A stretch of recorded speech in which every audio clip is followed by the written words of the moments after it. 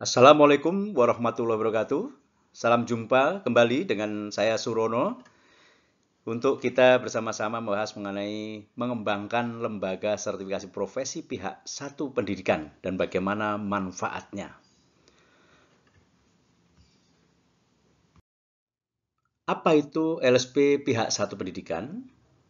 LSP pihak satu ini adalah lembaga sertifikasi profesi yang didirikan oleh lembaga pendidikan untuk mensertifikasi peserta didiknya untuk memastikan dan memelihara kompetensi yang telah dicapai selama belajar di lembaga pendidikan, terutama pendidikan vokasi, kejuruan, vokasi, profesi, yang dilisensi oleh otoritas sertifikasi. Nah, di Indonesia ini kita kenal BNSP, Badan Nasional Sertifikasi Profesi. Acuan normatifnya pengembangan LSP ini adalah seri pedoman bulan BNSP, hampir semua mengena di dalam LSP ini. Tujuan sertifikasi profesi ini adalah untuk memastikan kembali dan memelihara kompetensi peserta didik yang telah didapat melalui proses pembelajaran secara bertahap sesuai tahap setiap pencapaian unit-unit kompetensi hingga mencapai suatu klaster maupun kualifikasi okupasi atau KKNI. Sehingga materi pembelajaran di semester pertama hingga terakhir bisa dipelihara kompetensinya, bahkan terus dikelola. Kemudian lembaga ini tidak boleh mensertifikasi alumninya. Nah, untuk alumni dapat memelihara kompetensi kepada LSP pihak ketiga yang sesuai. Manfaat sertifikasi LSP pihak satu pendidikan vokasi ini ada beberapa. Bagi peserta didik, membantu peserta didik meyakinkan kepada pendidik bahwa dirinya telah kompeten dalam suatu unit kompetensi, klaster, okupasi, atau kualifikasi. Kemudian yang kedua, membantu memastikan dan melihara kompetensi siswa selama belajar di sekolah untuk meningkatkan percaya diri siswa akan kompetensinya. Membantu siswa dalam mengukur tingkat pencapaian kompetensi dalam proses belajar baik secara formal maupun secara mandiri. Kemudian membantu pengakuan kompetensi oleh industri lintas sektor dan lintas negara. Karena skema-skema nasional ini adalah portable di antara sektor maupun negara. Kemudian memberikan personal branding, nah, penting sekali, peserta didik untuk mulai berwirausaha sejak dini. Sehingga kalau dia masih baru 2 semester sudah mendapatkan suatu okupasi tertentu, maka dia bisa mulai berwirausaha. Semester 3 sudah mendapatkan kualifikasi tertentu atau okupasi tertentu, maka dia sudah bisa memulai dengan personal branding sertifikatnya untuk menawarkan jasanya. Ini manfaat bagi peserta didik di era sekarang ini. Nah, bagi lembaga pendidikan, yang pertama dengan adanya LSP ini akan membantu memastikan link and match antara kompetensi lulusan dengan kompetensi dari industri. Karena skema-skema sertifikasi LSP dibangun bersama industri, BNSP, dan nanti kemudian setiap sekolah bila ada punya mitra kerja, maka tinggal memberikan konteks. Tapi frameworknya sudah link and match. Kemudian yang kedua, memastikan tercapainya efisiensi dalam pengembangan program pendidikan. Kemudian membantu memastikan pencapaian hasil pendidikan yang tinggi. Diharapkan dengan pola seperti ini, maka diharapkan kompetensi rata-rata pendidik hasil didik ini adalah tinggi. Kemudian membantu lembaga pendidikan dalam sistem asesmen, baik secara formatif, sumatif, atau maupun secara holistik, yang dapat memastikan dan melihara kompetensi peserta didik selama proses pendidikan. Yang kelima, menyelenggarakan rekrutmen dengan RPL, rekognisi pembelajaran lampau atau rekognisi prior learning untuk para tenaga kerja yang ingin sekolah kembali masuk kemudian melanjutkan pendidikannya. Ibu sekalian, mari kita lihat bagaimana kontribusi besar dari LSP ini membantu teman-teman prodi di dalam mengembangkan desain instruksional atau desain pembelajaran. Alhamdulillah kita sudah mengenai desain pembelajaran sudah ada SKKN-nya bagaimana mendesain pembelajaran. Model ini dari SKKN ini adalah nampaknya dari model Dick and Carey yang dikembangkan sehingga kita bisa menggambarkan model ini dengan baik. Di dalam model ini ada 10 langkah untuk mengembangkan desain pembelajaran ini, dan bagaimana peran-peran ini yang bisa dimainkan atau diberikan kontribusi oleh LSP. Yang pertama adalah pada saat sebelum masuk ke dalam desain ini, yaitu front-end analysis untuk mengembangkan standar kompetensi lulusan. Nah, di sini yang pertama, LSP sudah bisa memberikan kontribusi dengan memberikan informasi seperti apa profil dari okupasi dalam suatu level pendidikan tertentu. Karena di sini LSP punya pengalaman di dalam membaca, mengembangkan, dan menerapkan dari peta okupasi dalam kerangka kualifikasi. Maka secara umum, LSP bisa langsung berikan profilnya, kemudian diperkaya dengan tuntutan-tuntutan atau kebutuhan-kebutuhan para pemangku kepentingan. Ini langkah pertama. Peran kedua adalah pada saat memetakan tujuan pembelajaran atau tujuan instruksional.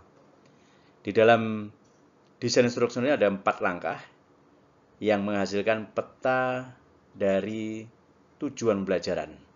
Nah, di sini LSP mempunyai kompetensi dan dapat berkontribusi besar membantu prodi di dalam mengembangkan peta ini dengan mulai dari identifikasi tujuan instruksional umum, ya. Ini berasal informasi dari front end analysis tadi, kemudian dikembangkan menjadi tujuan instruksional umum atau capaian pembelajaran. Nah, capaian pembelajaran ini dalam bahasa Inggrisnya outcome. Nah, outcome ini bukan output tetapi hasil di akhir di luar sana sesuai dengan kebutuhan dari pemangku kepentingan seperti okupasi tertentu. Nah, siapa yang menentukan okupasi atau outcome ini? Tentu saja bukan penyedia jasa, tetapi justru yang pengguna nanti. Nah, di sini LSP punya peran besar untuk membantu mengidentifikasi apa yang dibutuhkan oleh pemangku kepentingan secara nasional maupun internasional. Maka di sini bisa menjadikan suatu informasi untuk diberikan kepada prodi untuk ini profil lulusan yang bisa dikembangkan pada level tertentu pendidikan. Ini kita bangun, nanti kita coba elaborasi lagi. Kemudian yang ketiga, di dalam langkah mengembangkan perangkat asesmen di dalam desain pembelajaran, di sini sudah lebih pasti lagi bahwa LSP mempunyai pengalaman besar di dalam mengembangkan perangkat asesmen. Yang keempat, mengembangkan strategi instruksional atau strategi pembelajaran. Di sini juga LSP berperan besar dalam memberikan informasi bagaimana dimensi kompetensi ini bekerja, sehingga bisa menjadi strategi pembelajaran untuk delivery pembelajaran, mulai dari task skill, task management skill, contingency management skill, job role environment skill, dan transfer skill. Ini termasuk di dalam bagaimana mengembangkan nanti mengevaluasi project based learning. Kemudian peran kelima adalah di dalam mendesain dan melakukan evaluasi formatif instruksional. Nah, di sini dengan menggunakan perangkat asesmen yang ada di sini, maka kita bisa atau LSP bisa membantu prodi di dalam mengevaluasi uji coba, terutama uji lapangan, dan hasilnya dilakukan asesmen oleh LSP ini. Maka peran besar ini akan menjamin adanya link and match antara desain pembelajaran dengan kebutuhan dari pemangku kepentingan. Baik, di sini bagaimana kontribusi LSP dalam front-end analysis untuk menentukan standar kompetensi lulusan. Yang pertama, LSP berkontribusi dalam mengembangkan profil lulusan okupasi sesuai dengan skema dan atau peta okupasi dalam kerangka kualifikasi. kemudian berkontribusi dalam identifikasi dan mengembangkan standar kompetensi untuk mengembangkan SKL tadi. Ini adalah peran dalam front-end analisis dari Prodi dalam mengembangkan desain instruksional. Nah, bagaimana peran LSP berkontribusi dalam pemetaan capaian pembelajaran atau CP atau outcome atau TU, tujuan instruksional umum, misalnya mata pelajaran manajemen mutu keamanan pangan misalnya. Nah, di sini CP-nya atau capaian pembelajarannya adalah atau TU-nya peserta mampu berperan menjadi junior food safety facilitator sesuai standar dan regulasi teknis dalam 5 dimensi kompetensi. Junior food safety tadi didapatkan dari hasil front-end analysis. Kemudian bagaimana kita memetakan tujuan untuk pencapaian ke sana? Maka kita lihat di sini. A, ini adalah peserta mampu, ini adalah audience. B, behavior, menjadi junior safety facilitator. Kemudian sesuai standar kompetensi adalah conditionnya dalam 5 dimensi kompetensi ini adalah degree atau berapa kali dia nanti melakukan 5. Nah, dari capaian ini maka kita bisa identifikasi untuk berperan menjadi junior safety ini, junior food safety facilitator ini, ada beberapa tugas yang harus dia lakukan dari hasil front analysis yang traceable terhadap unit-unit kompetensi. Maka ada 3 di sini untuk menjadi junior food safety, maka di sini mulai dari CP atau TU subordinat. Ini peserta mampu mendesain GMP dan SSOP sesuai konteks produk sebanyak 3 kali. Jadi A, B, C, D.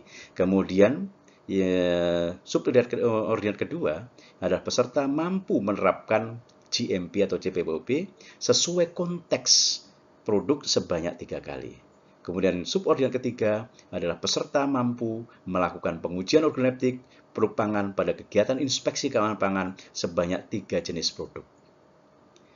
Nah, dari sini kita bisa mendapatkan suatu gambaran capaian pembelajaran. Kemudian bagaimana tujuan instruksional khususnya? Maka kita bisa dapatkan dari setiap unit ini berasal informasinya dari elemen-elemen. Mulai dari TUK1 ini berasal dari elemen pertama sampai elemen ke-6. Sehingga kalau dia mampu sampai langkah ini semua, maka dia bisa kompeten untuk mendesain GMP dan SSOP. Demikian pula juga ada pada subordinat kedua, yaitu mulai dari ini adalah menerapkan, ada 10 elemen di sana, maka langkah demi langkah dia pelajari, maka dia akan mampu untuk melakukan ini tadi. Demikian juga pada subordinat ketiga, untuk melakukan pengajuan organoleptik ada 3. Mulai dari peserta mampu menyiapkan pengujian organoleptik, peserta mampu menyiapkan contoh dan proses pengujian, mampu melakukan pengujian dan menetapkan kesimpulan hasil pengujian organoleptik. Maka inilah peta keseluruhan dan di sana ada entry behavior line. Untuk belajar ini apa persyaratan masuknya? Nah, di sini itu saja ada misalnya peserta sudah belajar proses pengolahan pangan tadi, kemudian employee skill, soft skill dan juga karakter yang ada pada pelajaran-pelajaran lain selama misalnya kalau ini masuk dalam semester 3 maka atau 4 maka syaratnya menjadi ini sudah belajar ini selama 3 sampai 4 semester.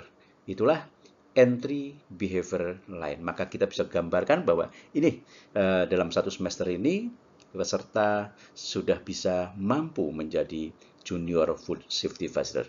Dan ini apabila kita komunikasikan kepada peserta didik, mereka pasti sangat bangga dan ingin segera mendapatkan capaian ini. Kemudian peran tadi di dalam strategi pembelajaran. Sebelumnya tadi ada peran mengembangkan perangkat asesmen, sudah pasti. Saya tidak perlu jelaskan bahwa memang LSP selalu membuat perangkat asesmen sesuai dengan konteksnya. Nah, peran berikutnya adalah delivery strategi tadi.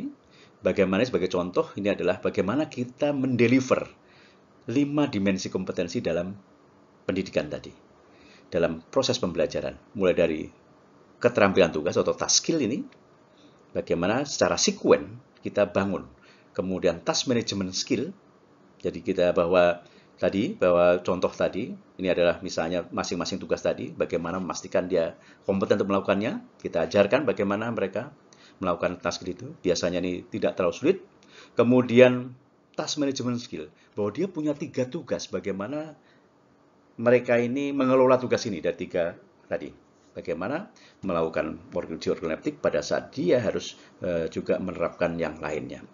Kemudian contingency management skill. Kita bisa explore potensi-potensi masalah dalam kegiatan food safety inspection. Ini kita tampilkan kemudian bagaimana mengelola dan mengatasinya pada saat dia melakukan inspeksi di lapangan. Kemudian yang keempat, kita berikan strateginya adalah job role environment skill. Bahwa kita sebagai seorang inspektor misalnya tadi, dalam masuk ke dalam workplace, mereka harus tahu bagaimana persyaratan workplace, kemudian harus berkomunikasi, berhubungan dengan siapa, maka dia bisa pastikan bahwa ya, dia siap. Dan yang kelima adalah keterampilan transfer atau transfer skill, kemampuan untuk mengadaptasi bila ada standar baru, spek baru. Nah, ini kita berikan bahwa misalnya dia biasa inspeksi untuk misalnya untuk produk pangan, sayuran, kemudian kita minta untuk bagaimana dia menginspeksi untuk misalnya produk perikanan atau peternakan. Maka apabila dia mampu dalam berbagai aspek tadi, dia mampu mentransfer kompetensinya dalam berbagai standar dan juga kondisi persyaratan, maka dia dipastikan kelima dimensi akan tercapai. Dan mereka, kalau ini dilakukan sekuen, tidak akan lupa pada saat dia menjalankan nomor 5, tidak akan lupa yang nomor 1 tadi pertama. Ini strategi deliverasi. Kemudian, pada saat mereka sudah sampai mencapai di sini, kemudian kita berikan untuk project based learning, agar mereka betul-betul punya pengalaman real, bukan di simulasi sekolah, tapi real di industri, maka mereka bisa mampu memberikan apa yang dilakukan di sekolah tadi, kemudian dia mampu memberikan suatu ide-ide, suatu proyek yang disepakati untuk membantu industri. Bagaimana mengembangkan, bagaimana inspeksi keamanan pangan di suatu industri untuk mencapai persyaratan konsumen maupun persyaratan regulasi. Di sini LSP bisa membantu juga di dalam bagaimana menilai, mengakses hasil project based learning tadi. Kemudian mengenai peran LSP dalam pengembangan profesi sejak dini. Jadi pengembangan profesi ini tidak setelah lulus baru pengembangan profesi, tapi sudah bisa dilakukan sejak dini. Apa peran LSP ini dalam pengembangan profesi sejak dini? Yang pertama, LSP berkontribusi dalam pengembangan profil profesi atau okupasi lulusan. Sehingga ini penting, profesi-profesi apa saja dalam suatu karir path yang jelas, ini LSP bisa berkontribusi. Yang kedua, LSP dapat melakukan berkontribusi dalam asesmen formatif selama proses pembelajaran. Sehingga ini tahap demi tahap bisa dipastikan bahwa ya, ini sudah mencapai. Tidak menunggu di akhir, tetapi secara formatif. Kemudian sertifikasi kompetensi. Okupasi, KKN ini cluster. Biasanya memberikan suatu nama okupasi, personal branding ini biasanya adalah di okupasi ini. Sehingga dapatkan ini, dan ini sertifikasi kompetensi yang dilakukan oleh SP bisa memberikan personal branding peserta didik untuk wirausaha sejak dini. Kemudian surveillance. Nah, dalam profesi ini salah satunya tidak hanya pernah kompeten, tetapi kompeten dan terus kompeten. Maka peran LSP selama proses pembelajaran ini akan memelihara kompetensi selama proses pendidikan, sehingga para mahasiswa, para siswa dalam bidang di dalam proses pendidikan ini bisa menjaga atau memelihara kompetensinya. Ini adalah peran penting selama proses pembelajaran dari LSP dalam pengembangan profesi sejak dini. Baik, berikutnya adalah pesan dasar membangun LSP pihak 1 pendidikan vokasi. Pada dasar ini paling tidak bisa dikelompokkan menjadi 4. Yang pertama adalah berkomitmen bahwa LSP sebagai bagian integral dari sistem dan proses pembelajaran, bukan hanya di akhir pembelajaran.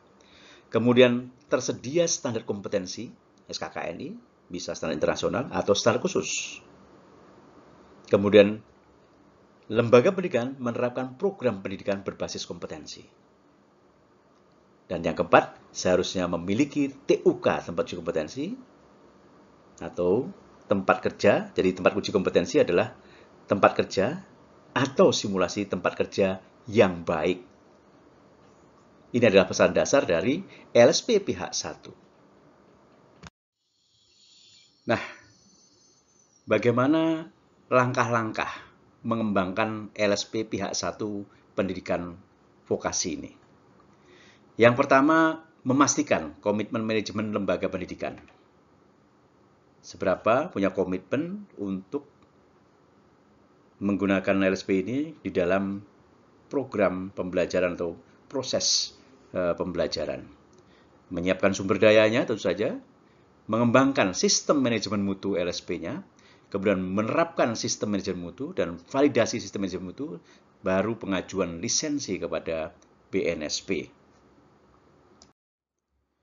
Nah, langkah pertama di dalam pengembangan LSP ini yaitu yang pertama adalah memastikan komitmen manajemen lembaga pendidikan tadi, yaitu dengan identifikasi potensi, manfaat, dan pemangku kepentingan dari strategi profesi.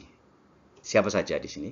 Ada prodi, ada LSP sendiri, kemudian mungkin yang lain, industri yang melakukan kerjasama dengan sekolah atau perguruan tinggi. Kemudian lakukan apresiasi atau awareness tentang sertifikasi profesi pihak 1 kepada top manajemen dan program studi. Yang kedua, tetapkan komitmen organisasi untuk membangun LSP pihak 1 pendidikan ini. Bentuk tim pengembangan sistem manajemen mutu LSP atau Team of QMS team. Ini langkah pertama yang harus kita lakukan. Kemudian langkah kedua adalah menyiapkan sumber dayanya. Nah, di sini untuk menyiapkan sumber daya ini, lakukan gap assessment terhadap sumber daya, sarana dan prasarana, SDM dan keuangan tentu saja, terhadap persyaratan pengembangan LSP pihak 1 pendidikan ini. Seberapa gapnya yang harus kita isi sehingga kita bisa menutupnya.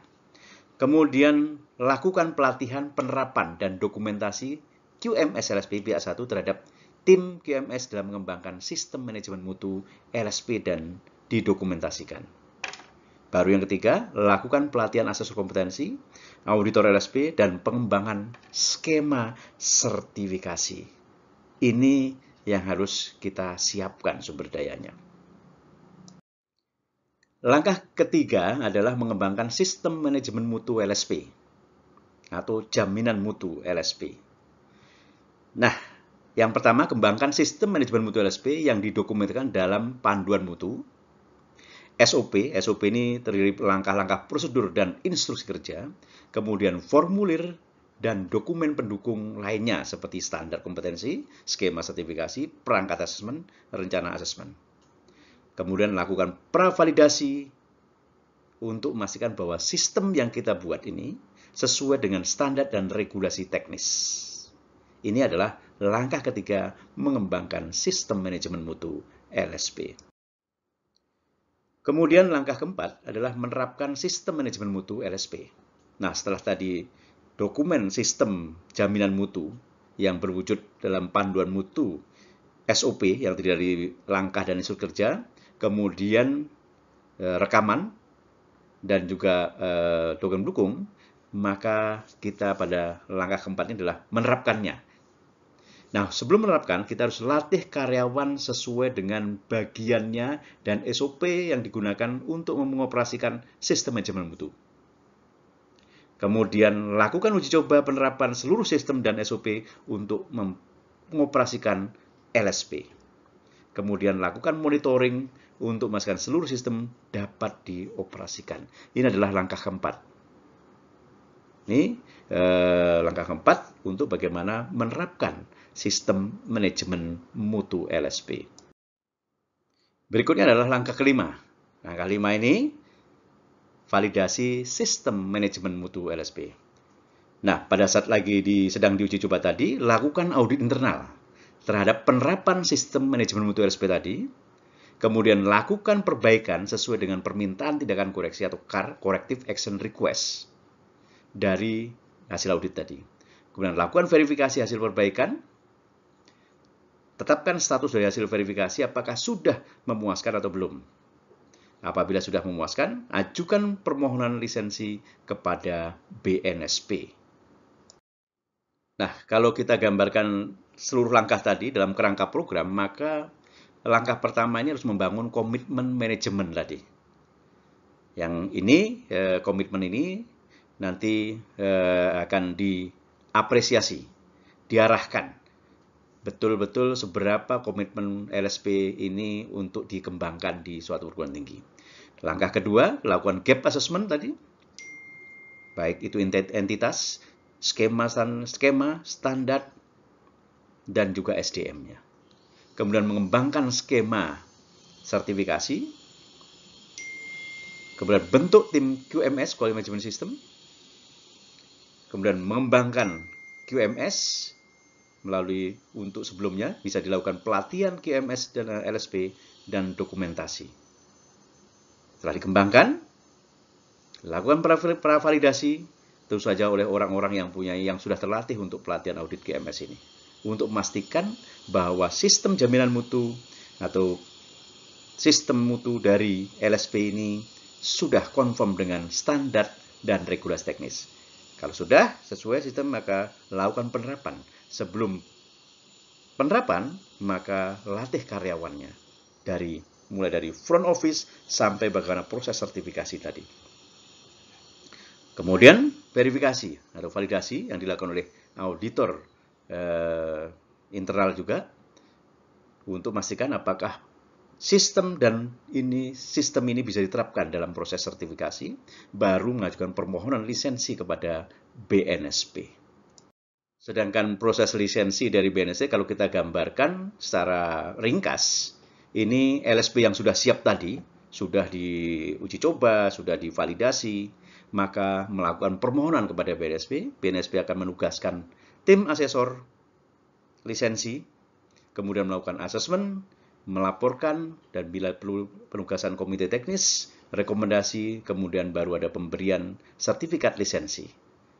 Dan yang ke-8, untuk memelihara kompetensi LSP, BNSP melakukan surveillance minimal sekali dalam setahun.